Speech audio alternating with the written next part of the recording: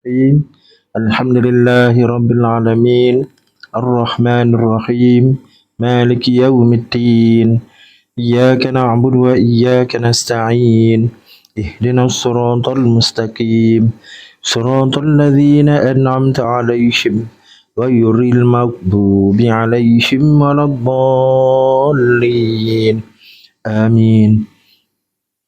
Alhamdulillah wa bihi nasta'in wa la udwana illa 'alal zalimin. Asyhadu wa nashhadu an la ilaha illallah wa nashhadu anna Muhammadan 'abduhu wa rasuluh. Allahumma salli ala Muhammad wa ala ali Muhammad wa ba'd. Yang dikasihi Fadil Ustaz Arun, Ustaz Azbi, ahli keluarga, pimpinan Musalla Al-Syifa, khususnya sahabat-sahabat, tuan-tuan haji, muslimin dan muslimat yang dikasihi sekalian. Alhamdulillah, sama alhamdulillah, kita rafakkan lagi syukur pada Allah Ta'ala kesempatan pada pagi hari ini kita langsungkan lagi ibadah kita di celah-celah kesibukan kita pada urusan kerja, urusan kehidupan, dan hari ini kita ada pula masa rehat kita. Walaupun rehat tak seberapa mana, barangkali rehat itulah yang lebih sibuk daripada hari biasa. Tapi kita masih boleh lapangkan masa untuk berada di tempat-tempat sebegini rupa. Maka di antara tujuan dan niat kita adalah semata-mata kerana Allah, dan kita nak menjadikan majlis yang kita berada ini sebagai satu daripada hujah kita di akhirat kelak, di hadapan Allah, untuk kita mendapat keredaan dan juga kelepasan Allah daripada apa-apa yang memberi masalah pada kehidupan akhirat kita. Antaranya kita berhujah dengan amal soleh kita. Maka antara himpunan amal soleh yang kita harap-harapkan ialah keberadaan kita di majlis-majlis seumpama ini, tuan-tuan. Sebab itu, untuk memastikan majlis sebegini menjadi amal soleh diterima di sisi Allah, sudah tentu sebagaimana niatan biasa, kita pastikan jagaan niat kita. Kita pastikan niat kita lillahi ta'ala dan niat-niat yang baik yang lain. Kita pada pagi hari ini sambung lagi pengajian kitab Tanbihul Ghafilin, peringatan pada orang-orang yang lalai, Al-Imamul Faqih Abul Lais As-Samarqandi rahmatullahi alaihi wa nafa'ana bi'ulumihi fid darain. Mudah-mudahan Allah Ta'ala memberi manfaat besar pada kita dunia dan akhirat dengan kitab yang baik ini. Kita masih melihat kepada bab yang dapat diharap dari rahmat Allah Ta'ala. Muka surat 83, kawan-kawan yang ada kitab saya ni edisi keluaran Pustaka Hidayah, muka surat 83, apa yang dapat diharap dari rahmat Allah Ta'ala, ma yurja min rahmatillah. Siapa yang bagi ni? Rumah. Okey.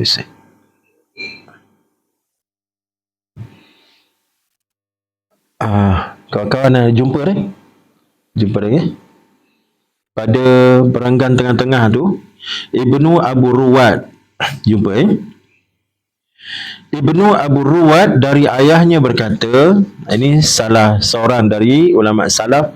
Nama-nama yang disebut dalam kitab ni kebanyakannya adalah ulama-ulama salaf. Allah Ta'ala berfirman, jadinya meriwayatkan hadis kudusi lah ni. Allah berfirman, akulah Allah yang memiliki semua raja. Hati raja-raja itu semua di tanganku. Maka setiap kaum yang aku redha, aku jadikan hati raja itu rahmat pada mereka.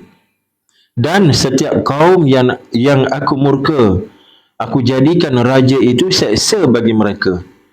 Kerana itu, kamu jangan sibuk mengutuk raja, dan taubatlah kamu kepadaku, nescaya aku lunakkan hati mereka kepadamu. Ini satu riwayat yang janggal lah, yang bila kita baca, Masya Allah, ada sudut pandang yang kita terlepas, ada ilmu baru yang kita baru dapat menerusi riwayat sebegini, tuan-tuan. Cuba lihat bagaimana dalam riwayat hadis Qudsi ini dinyatakan, Allah Ta'ala berfirman, Aku adalah Allah yang memiliki semua raja. Bila sebut raja ni maknanya penguasa-penguasa ada. Tak kira lah pada zaman moden kita ni bukan setakat raja. Raja berapa buah negeri je ada. Negara saja di dunia ni tuan-tuan. Kita ada berapa? 197 buah negara. Negara yang beraja berapa je? Belah-belas negeri, tak silap saya. Belah-belah negara. Tapi kebanyakannya adalah duduk di Malaysia lah. Kita di Malaysia 9 negeri tuan-tuan. 9 negeri beraja kan. Tak silap saya belah-belas di seluruh dunia. Saya lupa nak cek balik tuan-tuan ni. Tapi hak lain tu tak ada raja. Tapi ada hak namanya presiden, namanya kaunselor Jerman kan. Ada yang namanya Perdana Menteri. Jadi itu pada standard raja lah tu. Penguasa nombor 1. Tiba-tiba Allah sebut dalam matan hadis kudusi ni, dia kata apa? Semua ketua-ketua tu hati mereka dipegang oleh aku. Berada dalam genggaman aku. Jadi bila sebut hati itu adalah pusat pemerintahan. Segala kerja buat raja-raja, arahan polisi yang keluar daripada mulut dia biar kita faham datang daripada arahan hati. Arahan hati. Tiba-tiba Allah sebut bahawa hatinya dipegang oleh Allah Ta'ala. Maka setiap kaum yang aku redha, aku jadikan hati raja itu rahmat kepada mereka.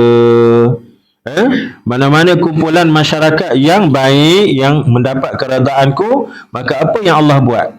Allah datangkan raja pemerintah dia baik, adil, saksama.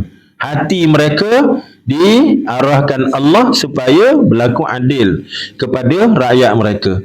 Okey, rakyat yang macam mana tu? Rakyat yang mendapat redha Allah. Dan setiap kaum yang aku murka, aku jadikan raja itu seksa bagi mereka.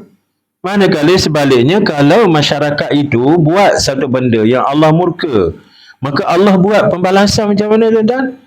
Allah tak datang halilintar terus datang belah bumi tuan-tuan. Walaupun ada masa Allah buat begitu bagi kaumnya diazabkan Allah, kaum Samud.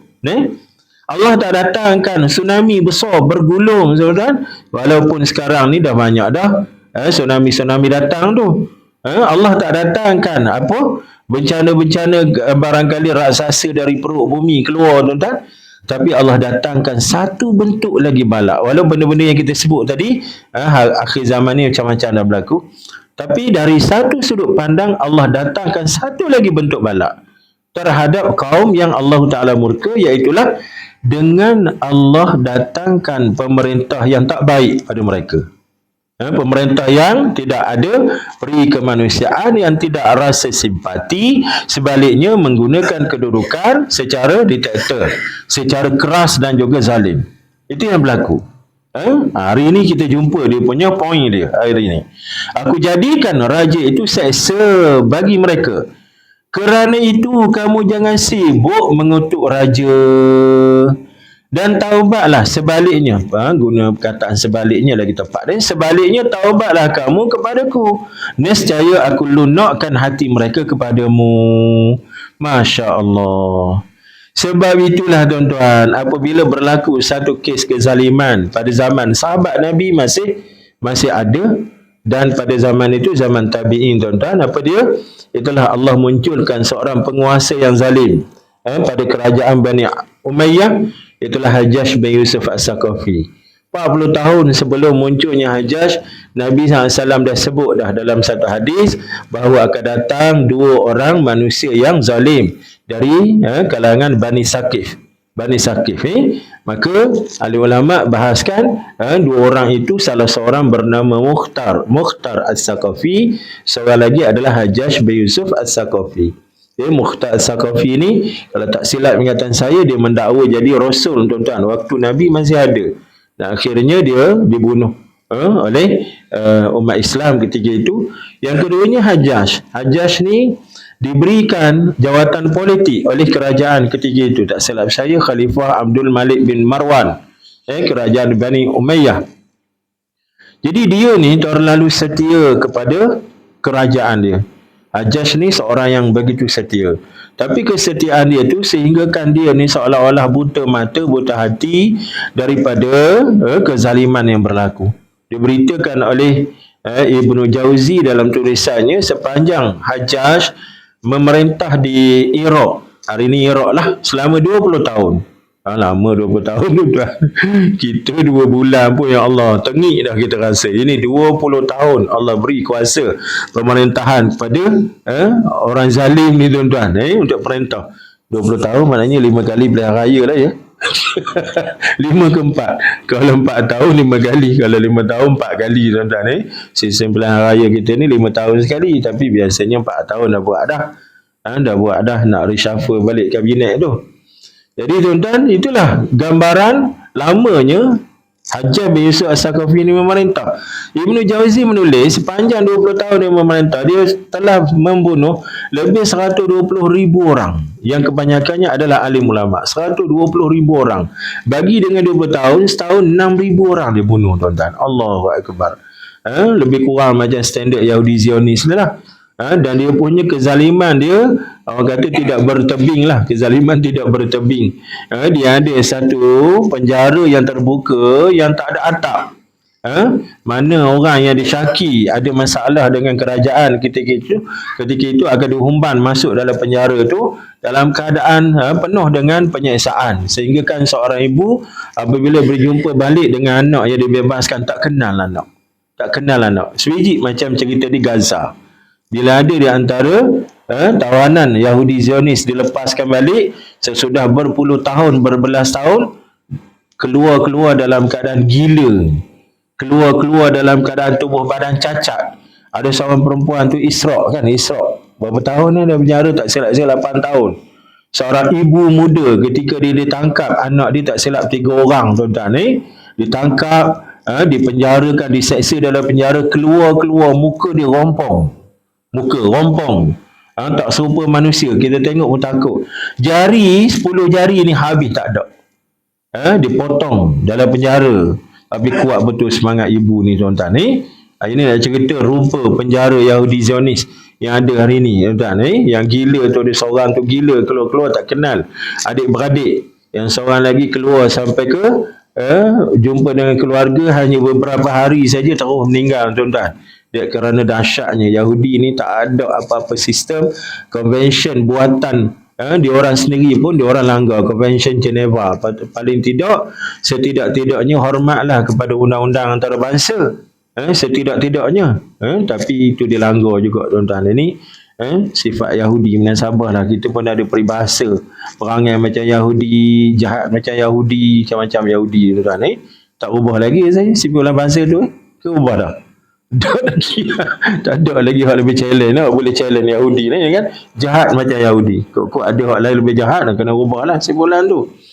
Jadinya tuan-tuan, Hajjaj itulah gambaran penyiksaan yang dibuat kepada umat Islam ketika itu. Mereka yang dianggap menentang sistem politik kerajaan Bani Umayyah. Sebab kita tahu Bani Umayyah memerintah tidak secara clear tuan-tuan. Cara naik ke jawatan khalifah itu bermasalah. Berlaku persaingan jawatan politik antara Sayyidina Muawiyah dengan Sayyidina Ali radhiyallahu anhu. Bagi kita Ahlussunnah wal Jamaah, kita tidak sangat memberatkan isu pergaduhan itu kerana mengambil kira keadilan dan juga kebaikan, kejujuran mereka atas nama sahabat.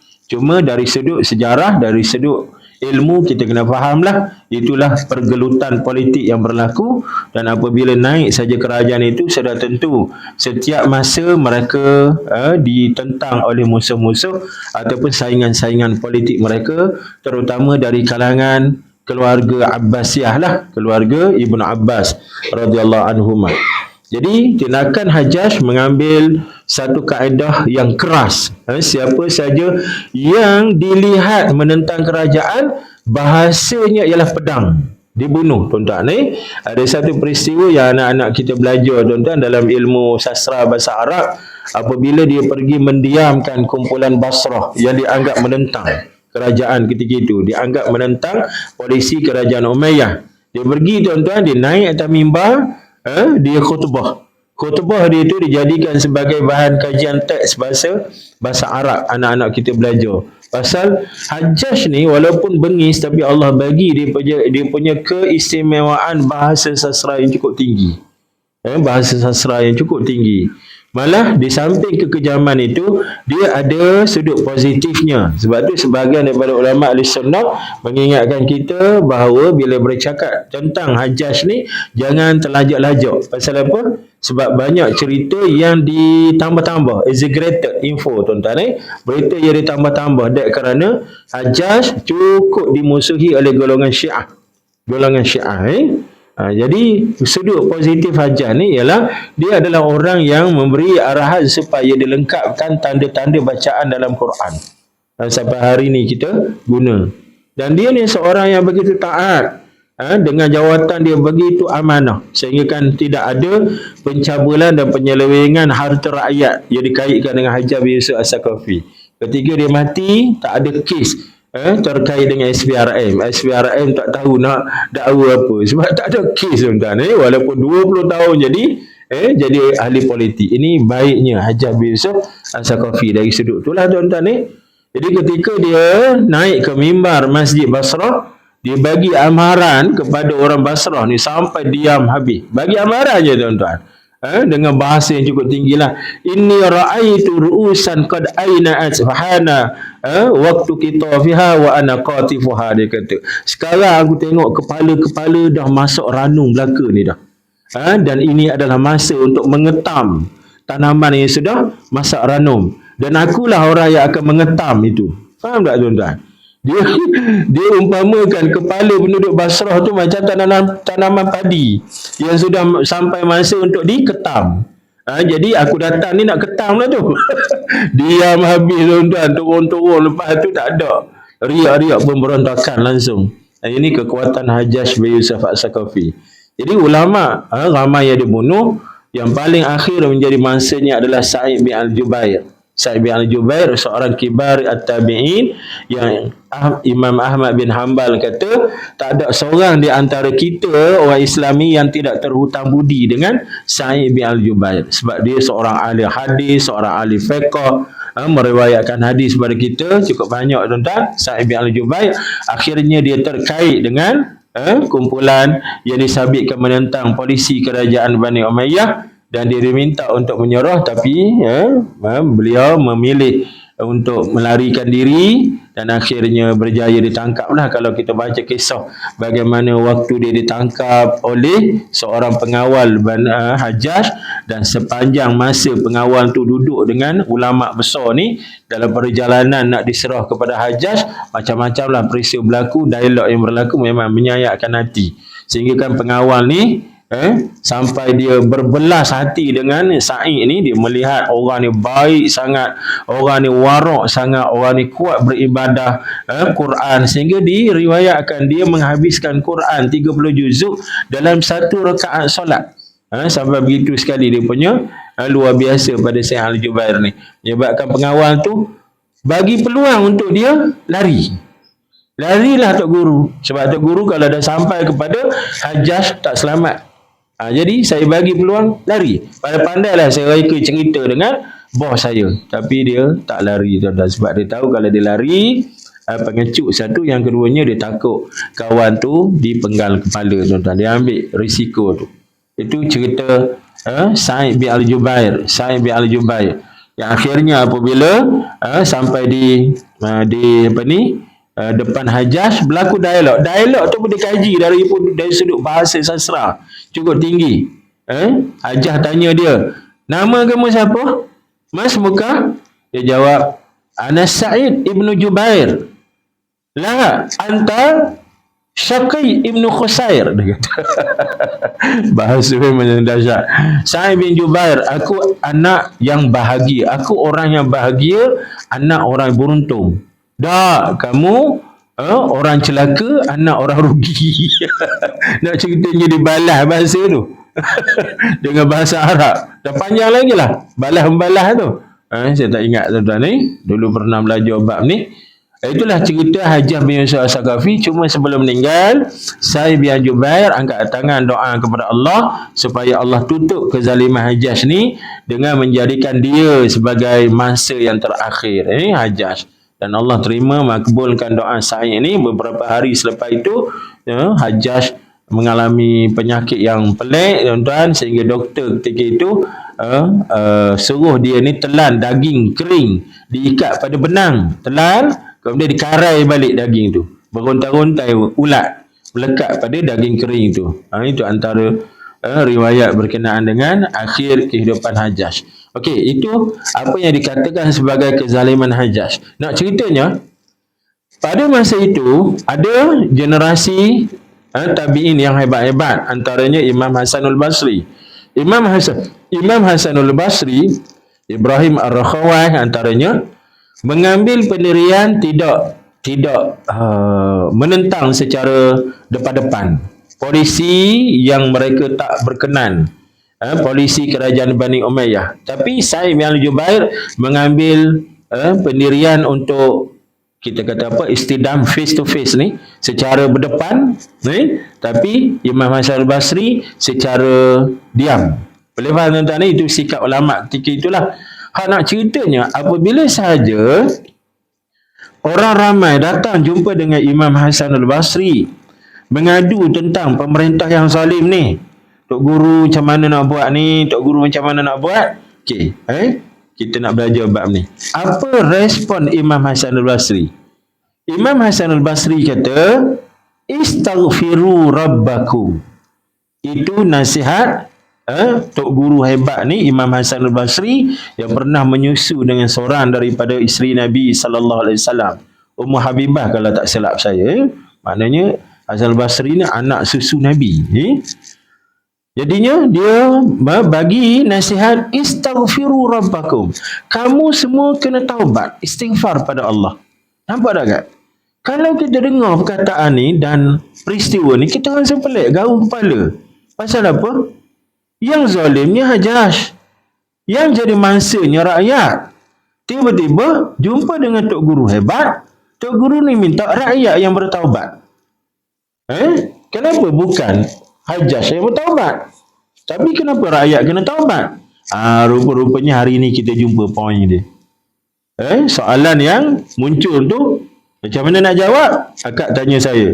Saya kata, saya tak kerti. Tiba-tiba hari ni saya jumpa jawapan. Okey, maka hari ni saya ada jawapan. Apa jawapan tu tuan-tuan? Ni riwayat Ibn Ruwat yang kita bacakan. Rupa-rupanya ada hadis kudusi yang menyebut tentang perkataan Allah Ta'ala bahawa apa yang berlaku itu adalah dikontrol hati penzalim-penzalim tadi oleh Allah Ta'ala. Allah yang mengontrol hati mereka, dan Allah lah yang mengizinkan dan mengaturkan mereka untuk berlaku zalim. Tapi kita faham, kerja buat Allah ada sebab. Allah tidak buat sesuatu secara zalim. Apa sebabnya? Rupa-rupanya apabila masyarakat itu tidak mendapat keredaan Allah. Boleh faham tak? Kenapa pula Allah tak reda? Pergi lebih jauh. Kenapa pula Allah tak reda? Yang ni saya bawa satu lagi riwayat kat belakang, tak jumpa lagi ni. Tapi tak apalah, dah sebut bab ni, kita kaitkan terus tuan ni. Sekejap Okey, muka surat 90. Tuan-tuan yang ada kitab yang sama dengan saya ni, muka surat 90. Bab amar ma'ruf nahi mungkar. Kita awalkan. Pengajian masa depan kita awalkan hari ni sebab dia ada kaitan ni. Muka surat 90. Siapa yang ada kitab sama dengan saya, kitab besar sikit ni. Di situ ada satu riwayat Abu Darda. Di bawah tu, dia ada dua tu, Abu Darda kat atas satu, kat bawah satu. Ambil kat bawah. Abu Darda radhiyallahu anhu berkata, kamu harus melakukan amar ma'ruf nahi mungkar. Harus di situ kena ganti dengan mesti ataupun wajib ataupun patut. Harus ni ringan sangat terjemahan dia. Kamu mesti melakukan amar ma'ruf. Amar, siapa yang ada kitab baiki, bukan amal. Amar, A-M-A-R, amar. Amar ma'ruf nahi mungkar. Kalau tidak, maka Allah akan menguasakan di atas kamu seorang yang zalim, yang tidak menghargai orang tua dan tidak kasih kepada anak-anak. Kemudian pada saat itu, orang-orang yang baik di antara kamu berdoa, maka tidak diterima doa mereka. Minta pertolongan juga tidak ditolong. Minta ampun juga tidak diampunkan. Nampak tak? Ini menguatkan lagi perbincangan yang kita bawa pada pagi hari ini. Abu Darda, sahabat Nabi SAW, dia sebut berkenaan dengan kewajipan dalam urusan ibadah dan urusan kita sebagai hamba Allah, kewajipan amar ma'ruf nahi mungkar. Apabila sahaja gerak kerja penting ini kita bolos, kita tak buat, maka apa yang berlaku?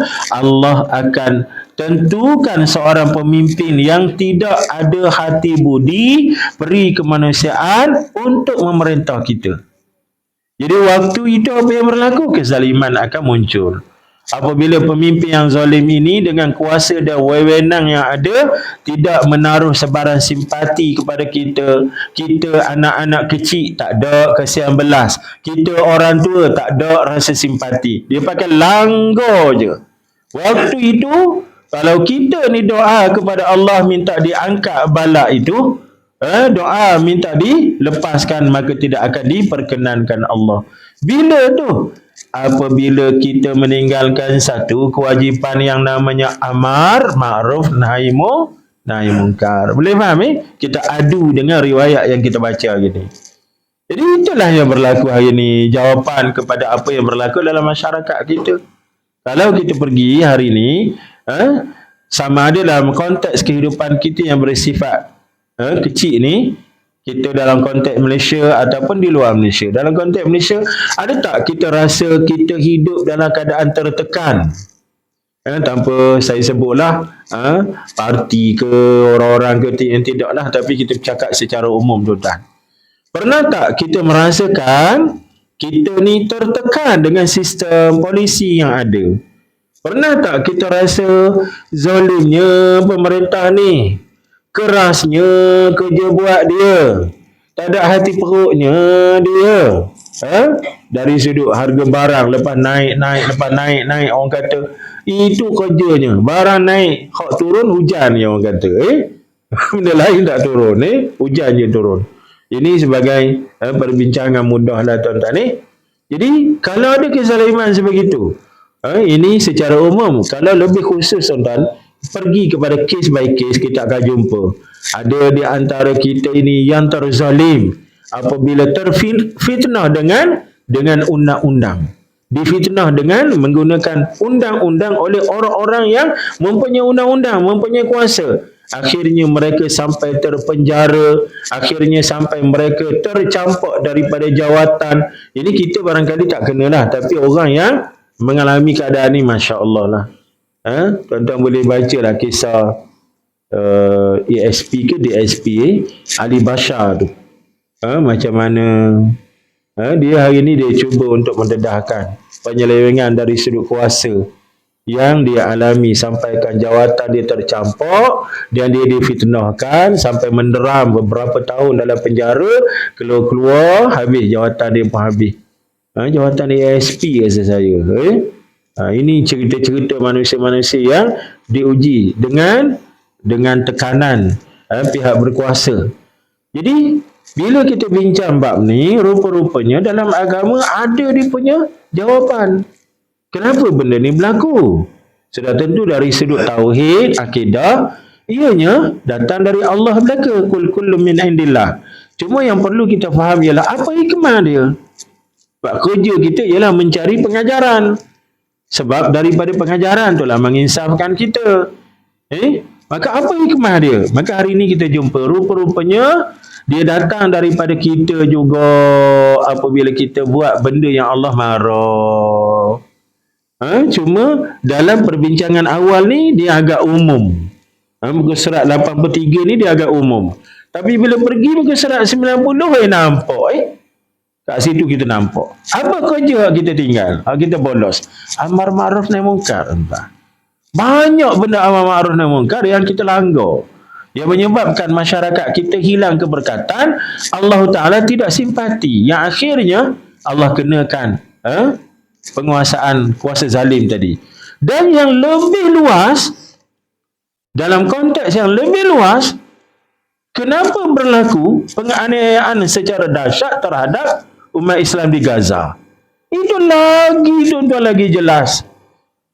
Isu Gaza ni, kita semayang hajat berapa hari dah? Yang terbaru ni sejak 7 Oktober. Dah 4 bulan dah. 4 bulan ulama-ulama kita semayang hajat. Menangis merayu di tikar sejadah. Tapi tidak terangkat sampai ke hari ni.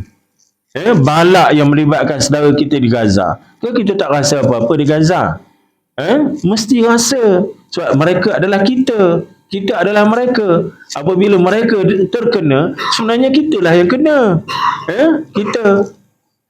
Kan kita ni satu jasad, al-muslim bil muslim ka nafsin wahid. Islam dengan Islam ni seumpama satu jasad.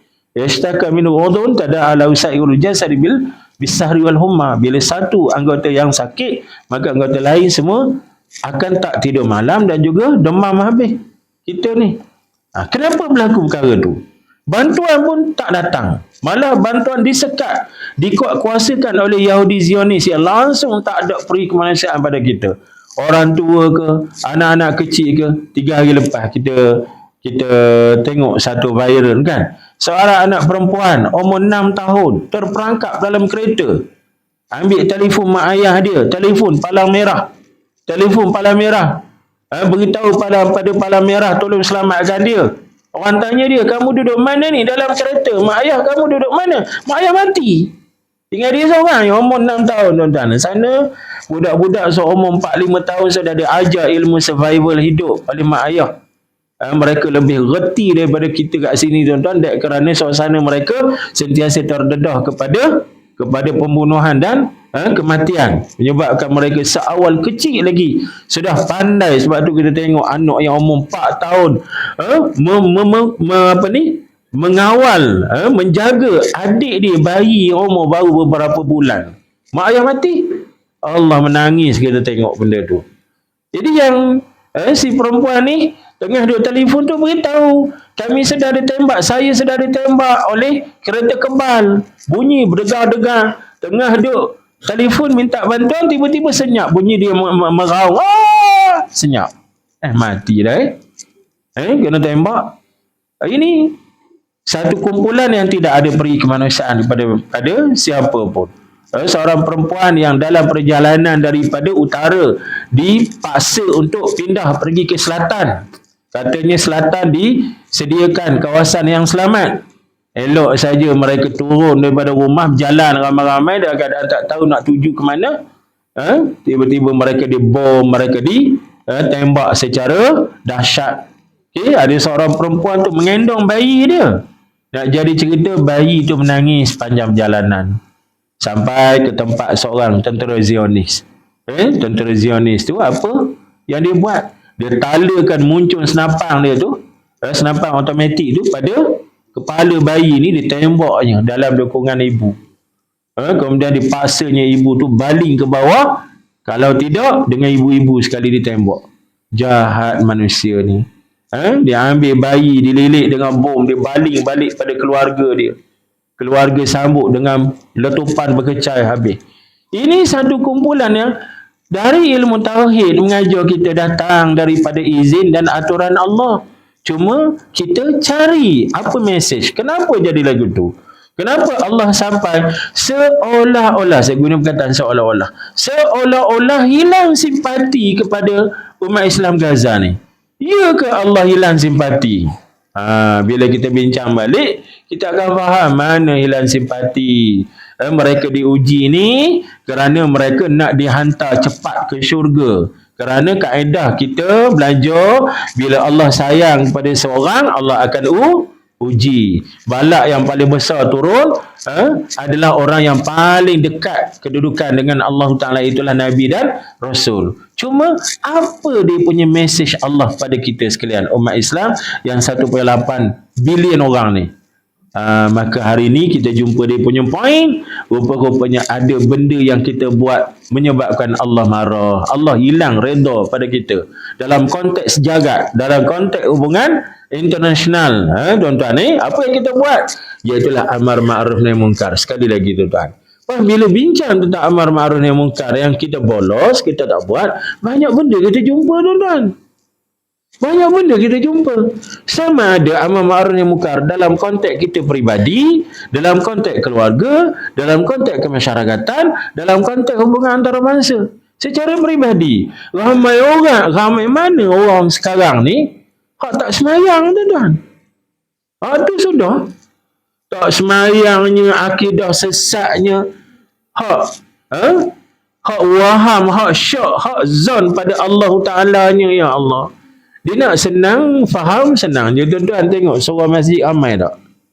Sebab nak faham benda-benda macam ni, dia kena naik seorang masjid. Dia kena duduk buka kitab, baru dia jumpa benda-benda macam ni. Kalau seorang masjid dia lengang, pasal malam lagi ramai, itu petanda dia tu. Allah nak redha apa? Tuan-tuan tengah azan, berkumandang, hak duduk di pasal malam tu lagi ramai daripada seorang masjid. Boleh faham tuan-tuan ni? Maka hilangnya redha itulah menyebabkan datang ujian pada hari ini kita nampak, iaitulah Allah kuasakan ke atas kita pemimpin yang zalim. Jadi benarlah apa yang dinasihatkan oleh Imam Hasanul Basri bila mereka mengadu tentang zalimnya Hajjaj bin Yusuf As-Saqafi. Kamu semua kena istighfar pada Allah. Betulkan balik kedudukan masing-masing. Bila kita betulkan balik, jaga dia punya lubang-lubang kebolosan, kita tampal, maka insya-Allah dia akan membaikkan sampai ke atas. Atas baik kerana bawah baik. Bawah baik akan membaikkan atas. Sebab itu orang kata pemimpin yang jahat datang daripada rakyat yang jahat. Boleh faham tuan-tuan? Betul lah perkataan tu. Pemimpin yang zalim datang daripada rakyat yang zalim. Sebab pemimpin tu asalnya rakyat. Pemimpin Turki seorang dia sebut macam mana? Umat Islam yang tidak mempedulikan politik akan diperintah oleh orang politik yang tidak mempedulikan rakyat. Rakyat yang tidak mempedulikan politik akan diperintah oleh orang politik yang tidak mempedulikan rakyat. Bila orang politik tidak mempedulikan rakyat, dia buatlah apa yang dia buat. Itulah yang berlaku. Geram juga tuan-tuan, rasa juga nak sebut. Kalau tak sebut kan rasa berdosa pula tuan-tuan. Orang politik boleh simpan kekayaan sampai puluh bilion ni, ambil duit mana kalau tidak duit rakyat? Boleh faham tuan-tuan ni? Mana mungkin dengan kerja gaji puluh-puluh ribu sebulan tiba-tiba boleh simpan sampai berbilion dengan aset harta benda, tanah, rumah, macam-macam segala benda, tiba-tiba boleh mengumpulkan kekayaan begitu. Ini adalah kemungkaran. Sebab tu saya selalu disebut dengan pelajar UNICEF. Kita berbangga kita tidak dijajah oleh penjajah. Tapi sebenarnya kita dijajah oleh orang-orang politik. Orang politik mengasai kita, menjajah kita, rakyat jadi takutnya bila berjumpa dengan orang politik. Salam cium tangan, ya Rabbi, teruknya lah mentaliti. Itu sebab negara umat Islam ni duduk dalam negara kategori dunia ketiga. Pasal masih duduk dalam kongkongan politik sempit, politik kehambaan.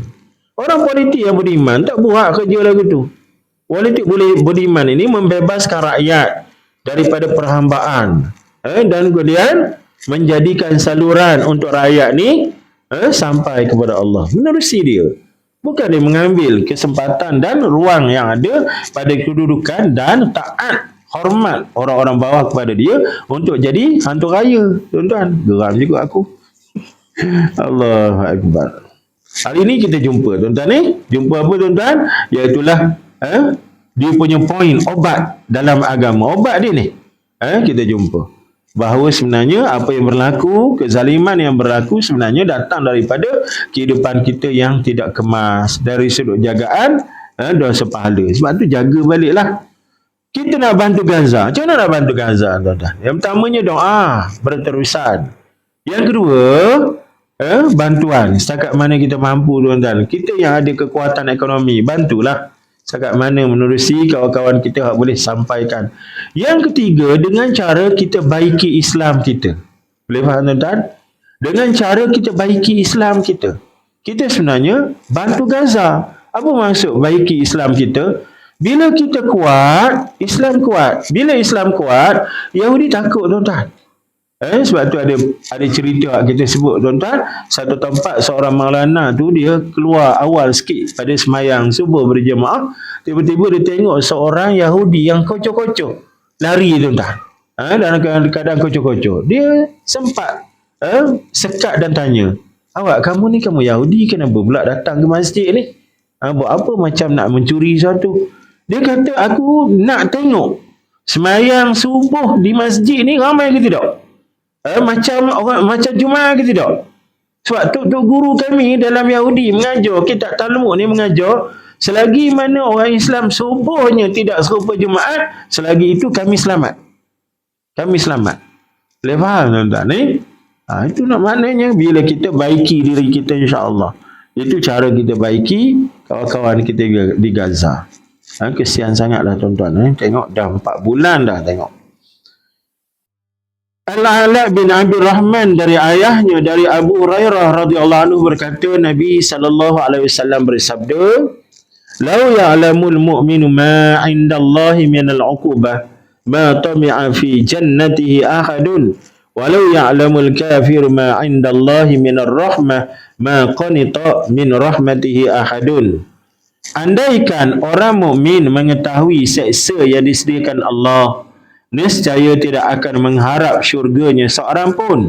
Dan andai kata orang kafir mengetahui kebesaran rahman Allah, nescaya tidak akan berasa putus dari rahman Allah seorang pun. Hadis ni hadis sahih riwayat Imam Muslim tuan-tuan. Boleh buat dalam braket dalam kurungan selepas tu, hadis riwayat Imam Muslim, hadis sahih. Apa maksud dia tuan-tuan? Yang pertama sekali ditujukan kepada kita orang-orang yang beriman. Mudah-mudahan amin tuan-tuan. Apa mesej yang diberikan kepada kita? Wahai kamu orang Islam, kalaulah kamu tahu tentang dahsyatnya azab yang Allah Ta'ala sediakan, iaitulah neraka Allah Ta'ala, nescaya kamu tak akan sempat nak minta syurga.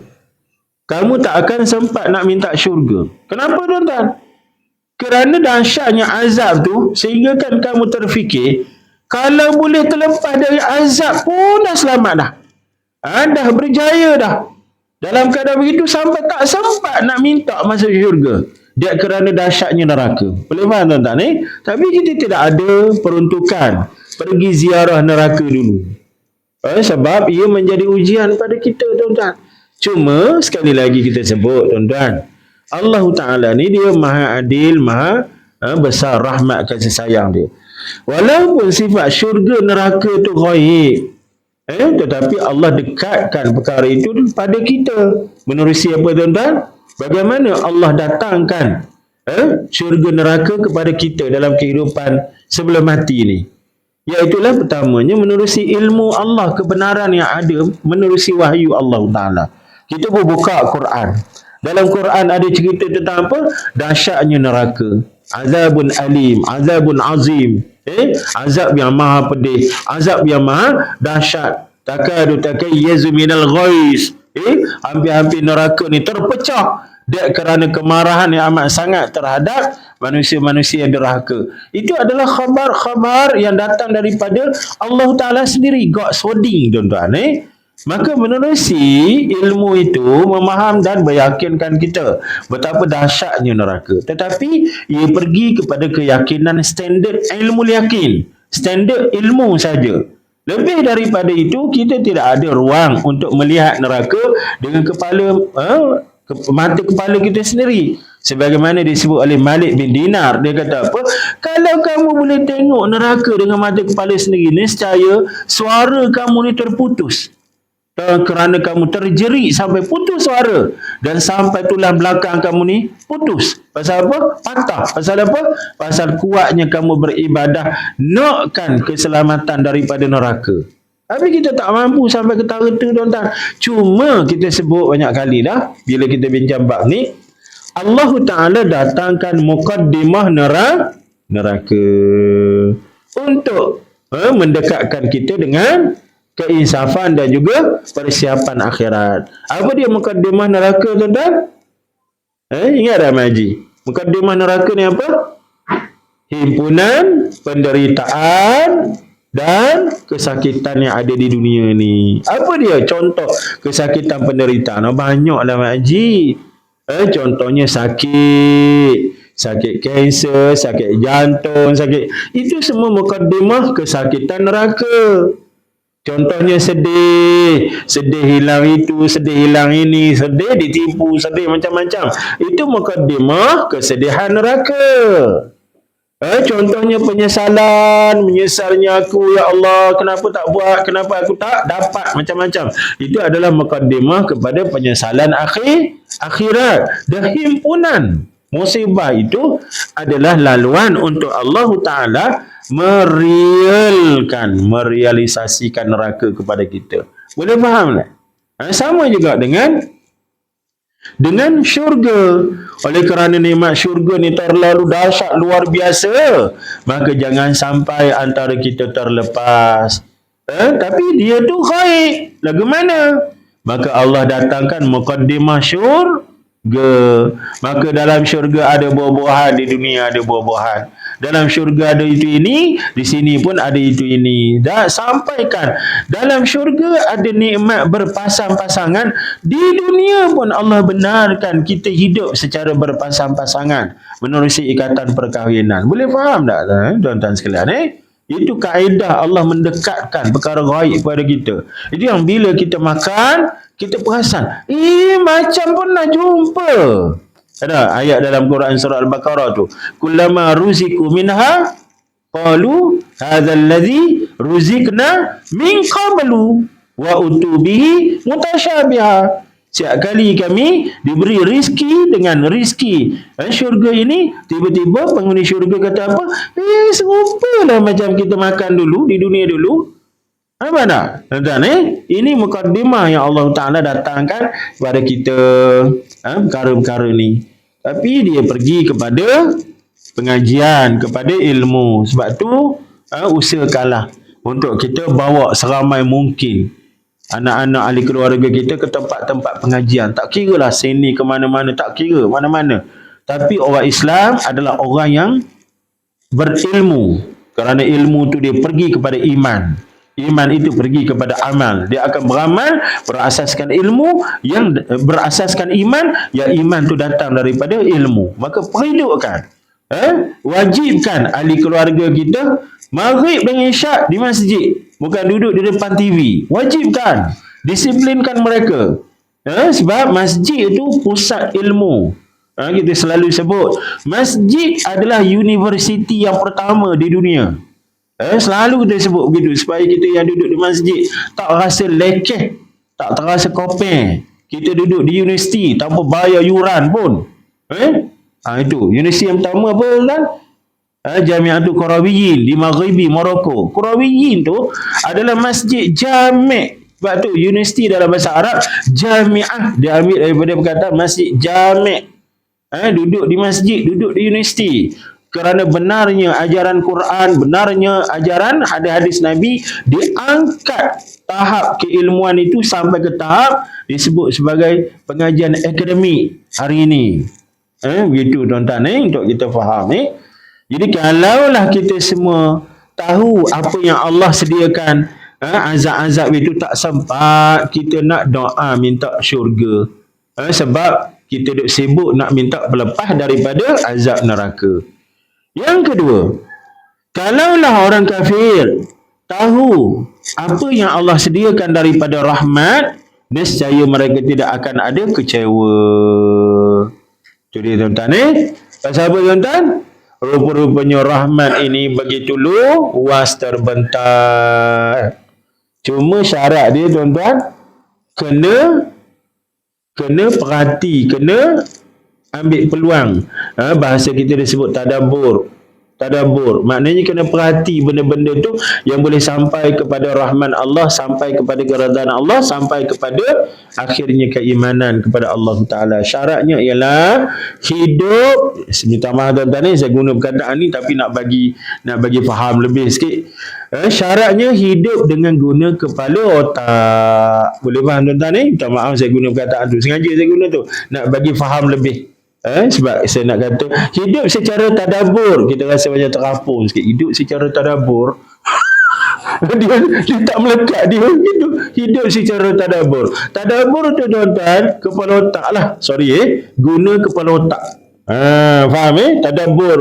Tadabbur suatu an-nazar bi'ainil basar bihaitsu nahsul ala an-natijah wal ibar wal ibrah. Iaitulah kita pandang satu benda, kita fikir satu benda dengan im'an, dengan konsentrasi penuh untuk kita dapatkan mesej, pengajaran dan hikmah di sebalik benda tu. Maknanya apa? Guna kepala otak. Itulah dia tadabbur. Boleh faham tuan-tuan Maka kalau hidup dengan akal yang benar, kepala otak tadi, insya-Allah orang tu akan jumpa hidayah Allah Taala. Tapi manusia tak sampai ke tahap tu, sibuk dengan benda lain tuan-tuan Terutama sekali golongan-golongan kafir. Mereka menentang Islam bukan kerana mereka tak faham Islam tu apa. Bila berlaku kecoh di Gaza ni kan, apabila orang tunjukkan kekuatan iman orang Gaza dalam keadaan tubuh badan dah hancur, masih lagi hidup tuan-tuan, dia angkat jari lagi. Allah kan. Ada seorang pemikir tentera Yahudi Zionis tuan-tuan, dia bagi satu talk depan VVIP Zionis ini. Dia sebut, kamu semua tidak akan boleh mengalahkan orang-orang Islam. Dia sebut nama Hamas Qassam lah. Tak boleh nak kalahkan mereka. Sebab apa? Sebab iman mereka tak boleh diukur dengan kata-kata, dia kata. Kalaulah mereka ni dalam keadaan tubuh badan sudah hancur, tiba-tiba tangan masih lagi boleh diangkat, mereka akan tetap angkat sampai mengatakan Alhamdulillah, sampai mengatakan ana muslim, sampai mengatakan la ilaha illallah. Dia sebut depan VIP dia orang. Tak cerita gambaran iman yang ada pada orang Islam yang diwakili oleh Gaza ini. Dan mereka nampak benda tu. Sebab apa? Sebab iman. Mereka ada iman.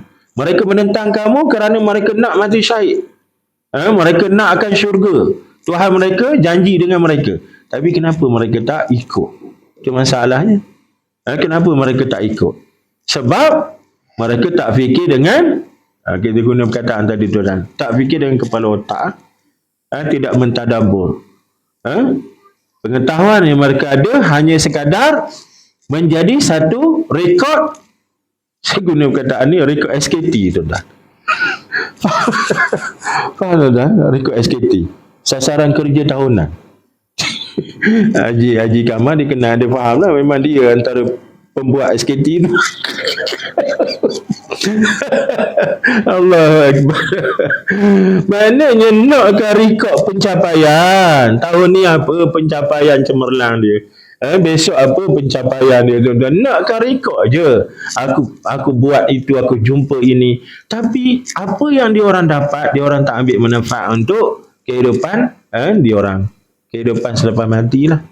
Ada seorang YouTuber, dia ulas apa yang berlaku di Gaza ni. Menarik tuan-tuan. Saya kongsi dengan tuan-tuan. Dia kata, kamu semua tahu tak kenapa orang menentang Islam? Walaupun orang nampak Islam tu benar. Ni. Saya bila jumpa TikTok tu, saya, Masya Allah. Ini yang kita terfikir. Kenapa orang masih menentang Islam? Walaupun orang tahu Islam tu benar. Sebab dia kata, Islam tidak membenarkan hidup bebas. Orang tak nak ikut Islam kerana bila masuk Islam tak boleh minum arak. Tak boleh berpeleseran pelacur. Tak boleh bercakap kotor. Sebaliknya akhlak kena jaga. Sebab tu orang tak nak Islam. Direct dia sebut. Dan kita kata, itulah yang kita faham selama ini. Boleh faham tuan-tuan Kristian. Orang tahu Kristian tak betul. Sesama Kristian pun bergaduh nak menentukan Tuhan ni satu ke tiga. Protestan berperang dengan Katolik. Katolik berpecah kepada Protestan. Kepada Ortodok lagi tuan-tuan. Masya Allah berperang. Saya pernah sebut dalam kelas saya tuan-tuan, seorang pelajar bila saja dia dengar ada orang beritahu Kristian ini Tuhan tiga, Kristian ini begitu begini, dia bangun marah dia tuan-tuan. Sir, dia kata, dia orang menipu, dia kata. Dalam Kristian tak ada Tuhan tiga, Tuhan satu je, dia kata. Dalam Kristian ni, kalau nak jadi Kristian tak ada nak renjis-renjis, nak sapu-sapu, dia kena mandi terus. Baptis tuan-tuan, pembaptisan marah dia tuan-tuan. Itu perkara dasar dalam akidah. Kalau betul dia adalah akidah, itu perkara dasar Tuhan, 1 ke 3. Tapi tak selesai. Tapi kenapa Kristian ramai orang? Hari ini 2.2 bilion ikut bancian Wikipedia tuan-tuan. Bancian Wikipedia ni tidak solid lah, tidak bersifat otoritatif, tapi bolehlah kita ambil untuk kita sembang tuan-tuan 2.2 bilion umat Islam 1.8 aja. Kenapa ramai orang pergi kepada Kristian? Kerana Kristian orang nampak dalam gambaran kaya, maju. Manakala Islam bukan kaya lah, kaya lah tuan-tuan. Walaupun Islam ni benar, tapi orang tak minat dengan Islam. Yang keduanya, kerana Islam ini susah, tak bebas. Kristian walaupun tak macam-macam dia punya suspend dan kontroversi, tapi ikut Kristian ni bebas. Dah lah kaya, minorak tak ada masalah. Buat itu ini tak ada masalah. Nampak tak tuan-tuan? Itu yang berlaku apabila manusia dia guna kepala otak je, kata tak? Dia tengok kebenaran itu. Dia akan boleh nampak perbezaan antara dua kumpulan ini. Jadi kalaulah orang-orang kafir ini mengetahui tentang rahmat yang Allah Ta'ala beri, niscaya mereka tidak akan rasa putus asa. Kenapa? Kerana rahmat ini sentiasa datang, dibuka kepada mereka selagi mana mereka tidak mati, selagi mana nyawa tidak sampai di halkum. Sebengis mana pun dia, sesamsing mana pun orang tu, sezalim mana pun orang tu, tapi bila sampai masa dia nak bertaubat, dia diberikan jaminan penerimaan taubat oleh Allah selagi mana nyawa tak sampai dah halkum. Itu saja tuan-tuan, rahmat Allah Ta'ala yang cukup luas kepada mereka. Tidak ada ambil kira setakat mana dosa kamu, besar mana kesalahan kamu, tapi yang diambil kira kamu nak taubat tidak, nak kembali tidak kepada Allah Ta'ala. Kalau kamu kembali, ayo kami terima taubatmu. Itu hadis kursi kan, Allah Ta'ala yang sebut, siapa yang datang kepada Allah dengan bawa dosa sepenuh langit bumi, nescaya Allah akan datang kepadanya dengan bawa keampunan sepenuh langit dan bumi. Nak cerita rahmat Allah Ta'ala yang tidak bertepi. Abu Ya'la Al-Husain Muhammad An-Naisaburi meriwayatkan dengan sanadnya dari Ahmad bin Sahal berkata, ini menarik tuan-tuan cerita ni. Sikit lagi tuan-tuan kita habiskan di sini sikit lagi.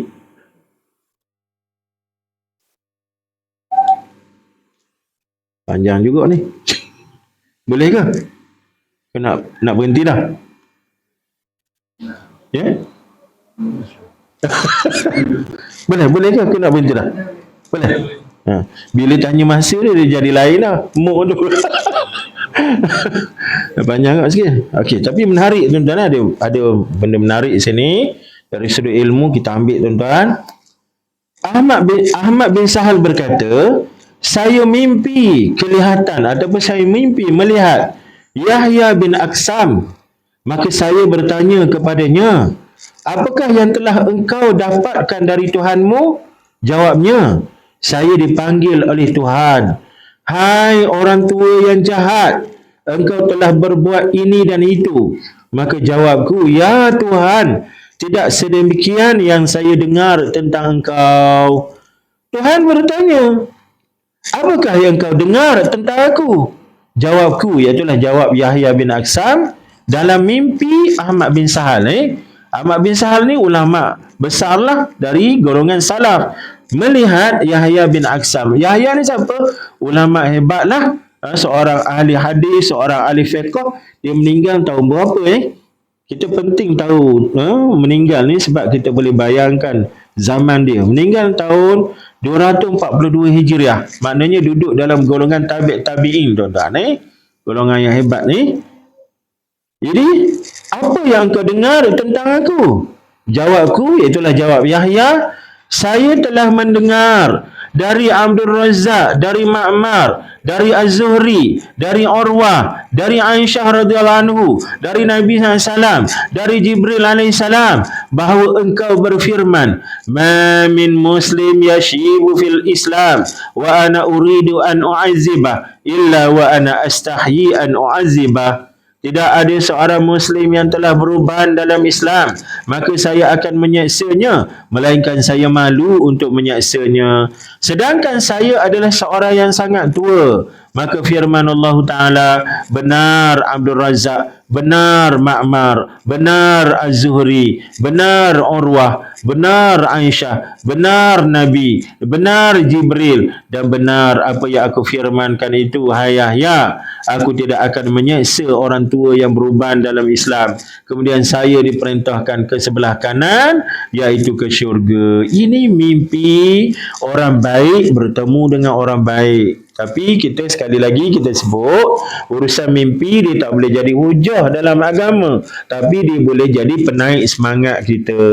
Boleh faham tuan-tuan kita nak berhujah dengan mimpi tak boleh lah, tapi sedikit sebanyak dia menjadi motivasi kepada kita. Dan urusan mimpi ini dalam agama dia tengok tuan-tuan, selagi mana mimpi itu tidak bercanggah dengan syarak, tidak menentukan halal haram menerusi mimpi, tidak ada suatu benda yang tak logik, maka dia boleh diterima. Tapi kita tak boleh memaksa orang lain menerima berdasarkan mimpi. Kita nak terima untuk diri kita, logilah. Tapi kita nak memaksa orang tak boleh. Boleh faham tuan-tuan Hakikat sebenarnya mimpi ni ada yang benar. Banyak kes orang mimpi tuan-tuan jumpa. Ingat perang Yahudi dengan Islam tahun 1973-76 gitulah tuan-tuan antara Mesir dengan Yahudi Zionis.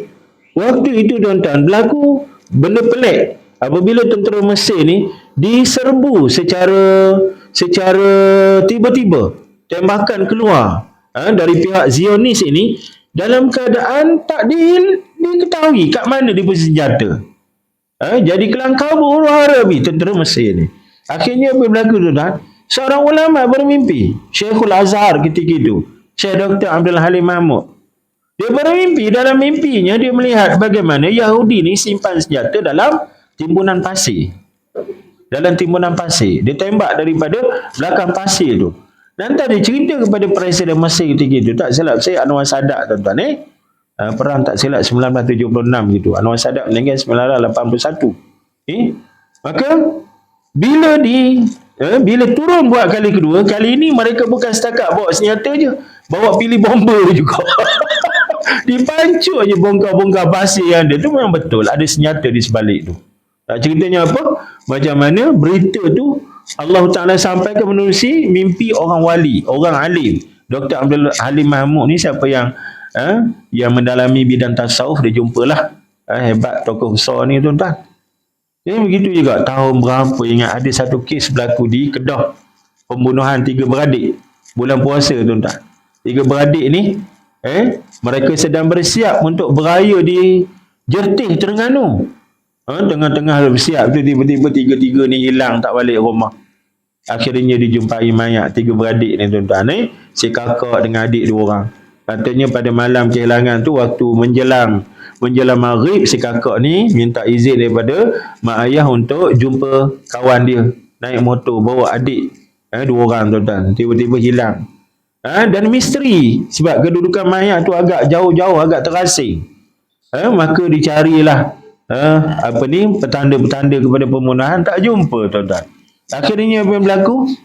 Bapa dia bermimpi beberapa kali, mimpi, kemudian beritahu mimpi kepada pegawai polis. Polis ambil tindakan tuan-tuan. Bila dibuat usul periksa, maka akhirnya tersingkap siapa pembunuh. Siapa pembunuh? Maknanya pembunuhan itu dilakukan oleh orang-orang kat situ jugalah. Yang waktu operasi pencarian itu dilakukan, pembunuh pun ada sekali terlibat tuan-tuan, buat baik tuan-tuan. Nak ceritanya macam mana kes tu diselesaikan menerusi cara yang agak pelik lah, tapi dibuat soal siasat sehingga akhirnya jumpalah dia punya bukti-bukti tu tuan-tuan. Itu kisah mimpi lah, banyak lah bab-bab mimpi lain tuan-tuan. Tuan pun kalau duk cerita bab mimpi, tuan senyum je. Pasal apa? Alah, ustaz, saya pun ada cerita pasal mimpi ni. Ustaz tahu tak macam mana saya jumpa dengan mak andih saya? Dengan mimpi lah ustaz. Oh. Aduh, itu bab mimpi tuan-tuan Tapi menarik dalam bab ni tuan-tuan. Cuba tengok. Macam mana orang alim ni, Ahmad bin Sahal, dia bermimpi melihat seorang alim lain, Yahya bin Aksam. Yahya bin Aksam ni ahli hadis yang Imam Bukhari ambil hadis daripada dia tuan-tuan. Maknanya dia orang alim, orang amanah, orang benar, orang jujur. Tuan-tuan maka dia melihat Yahya bin Aksam, dia tanya, wahai tuan guru, Allah buat apa pada kamu? Apa yang Allah buat pada kamu bila jumpa kamu? Maka Yahya ni sebut, Tok Guru ni sebut, saya telah dipanggil oleh Allah dengan perkataan apa? Hei orang tua yang jahat, kenapa kamu buat itu dan ini? Oh, kita dengar meremang tuan-tuan. Jahat apa orang tua ni kalau duk kumpul hadis, kalau duk jaga amanah menghafaz hadis, kemudian dengan amanah benarnya dia sampaikan hadis, sampai hadis tu sampai kepada kita menerusi Imam Bukhari tuan-tuan, Imam At-Tirmizi. Jahat apa? Tapi itulah dia tuan-tuan, orang-orang warak ni kadang-kadang dia punya kita kata apa orang panggil, dia punya dia kalau soalan tu senang, dia punya syarat nak lepas tu tinggi sikit. Orang panggil apa? Kalau soalan tu susah, syarat nak lepas rendah sikit. Orang panggil apa? Kaedah tu. Maknanya orang alim, dia punya syarat nak jadi baik tu, dia tinggi sikit skema dia. Skema dia tu tinggi. Faham tak tuan-tuan? Tapi kita orang awam ni, skema kita rendah lah. Jadi Yahya bin Aksam ni dia orang alim, maka skema dia tu tinggi di sisi Allah Ta'ala. Kenapa kamu orang tua jahat, kamu masih buat itu dan buat ini? Jadi apa yang dijawab oleh Yahya ni yang menarik tuan-tuan. Yahya kata apa? Ya Tuhan, setakat yang aku tahu kamu tidak begini. Dibalas balik dengan Allah Ta'ala. Ini mimpi tuan-tuan Kemudian Allah tanya, kamu dengar tentang aku? Macam mana? Apa yang kamu dengar tentang aku? Yahya kata, ini dia yang dia nak sebut. Tidak ada seorang Muslim yang telah perubahan dalam Islam, maka saya akan menyaksanya. Melainkan saya malu untuk menyaksanya. Yahya dia nak cerita janji Allah untuk tidak menyaksa orang tua yang baik dalam Islam. Kenapa? Kerana Allah malu nak seksa orang-orang tua yang baik dalam Islam. Orang tua yang baik dalam Islam maknanya orang yang beristiqomah dengan Islam dah tuan-tuan. Sampai dia boleh jadi tua dalam Islam, tak pindah-pindah cari agama lain. Maka dia sudah baik kerana dia beristiqomah dengan Islam. Maka Allah kata, inni astahyi an uazibah, aku malu nak kenakan hukuman pada dia. Boleh faham tuan-tuan Itu yang Yahya nak cerita pada Allah, bahawa aku ni ya Allah, aku dapat tahu kamu pernah mengatakan tak nak seksa orang tua dalam Islam kerana kamu malu kat dia. Itu yang Yahya nak cerita.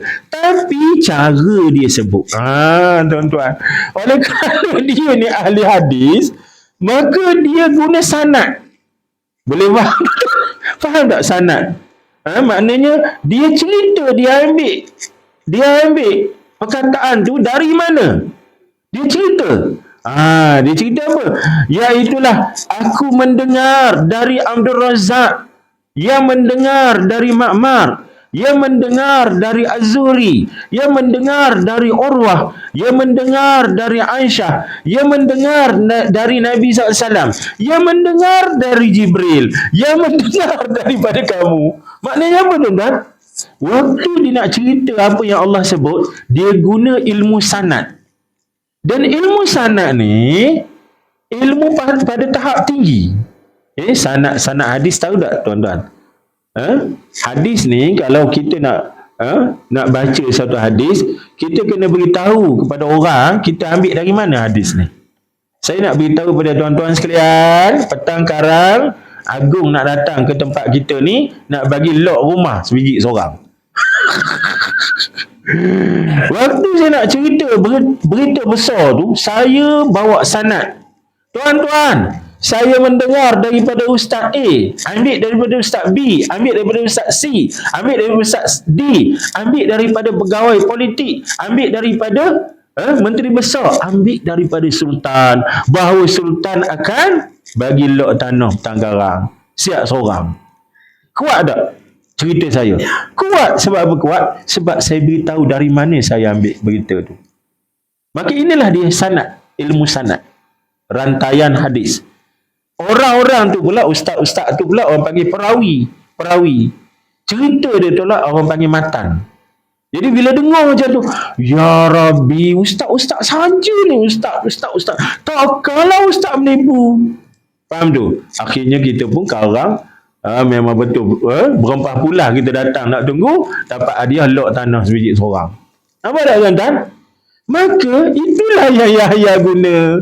Dia sebut nama seorang-seorang yang setiap seorang tu dalam ilmu hadis adalah orang yang tidak dipertikaikan fasik ataupun lemah hafazan.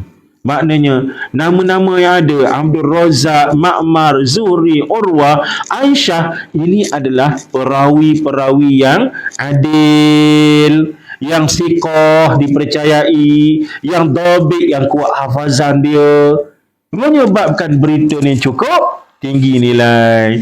Kemudian dikaitkan Aisyah pula ambil daripada Nabi, Nabi pula ambil daripada Jibril, Jibril pula ambil daripada kamu ya Allah. Takkanlah kamu menipu. Nampak tak tuan-tuan? Hebat betul cara dia guna. Selepas tuan-tuan boleh ambil teknik ni untuk mengayak orang. Dan dia guna perkataan aku mendengar, sami' tu. Dalam ilmu hadis, perkataan sami' tu, aku mendengar, yang tu cukup tinggi. Boleh faham tu? Bukan diceritakan padaku, tu cerita lain. Ini aku mendengar dari orang tu, dia sendiri dengar. Boleh faham tu? Maknanya kuatlah berita ni. Berita apa? Berita, minta maaf lah saya guna bahasa yang mudah kita faham. Berita Yahya nak bodek Tuhan. Dia nak bodek Tuhan. Ya Allah, kamu kan buat janji kamu tak akan sia-sia orang tua dalam Islam ni. Kamu sendiri yang cakap. Dari mana pula kamu tahu aku cakap? Aku dengar daripada A, B, C, D, daripada kamu. Tu dia. Faham deh? Akhirnya apa yang dia jawab? Sedang saya adalah orang yang sangat tua, maka firman Allah Ta'ala, benar Abdul Razak, benar Ma'mar, benar Zuhri, benar Urwah, benar Aisyah, benar Nabi, benar Jibril, dan benar apa yang aku firmankan itu. Hai Yahya, aku tidak akan menyiksa orang tua yang beruban dalam Islam. Kemudian saya diperintahkan ke syurga. Selamat Yahya. Nampak tak tuan-tuan? Ini dia menggunakan kefasihan, keilmuan sanad dia untuk, saya pinjam lagi sekali perkataan ni, untuk memujuk Tuhan. Allahu Akbar. Boleh ada apa-apa tuan-tuan? Setakat ni saja. InsyaAllah panjang umur. Kita sambung sikit lagi untuk habiskan perbincangan tentang rahmat ini. Ada apa-apa tuan-tuan nak sebut? Ustaz, sila Ustaz. Cikgu sila. Apa-apa Maji? Anda nak sebut apa-apa? Akak ada nak tambah apa-apa? Peganglah poin itu Kak bahawa Allah berjanji untuk tidak menyiksa orang tua ke kita rasa bukan tua? Siapa tua Ustaz? Sudah. Kalau jawab lagu tu tak jadi nak sadaqallahul azim lah, nak duduk sejam lagi. Allahu Akbar sekadar ni Ya. Macam mana? Allahu Akbar. Sekadar ni saja kita akhirkan nanti sebagai kafarah dan surahul asri. Subhanakallahumma wa bihamdika asyhadu an la ilaha illa anta astaghfiruka wa atubu ilaik. Bismillahirrahmanirrahim. Wal 'asri innal insana lafi khusr illa allazina amanu wa 'amilus shalihat wa tawassaw bil haqq wa tawassaw bis sabr. Assalamualaikum warahmatullahi wabarakatuh.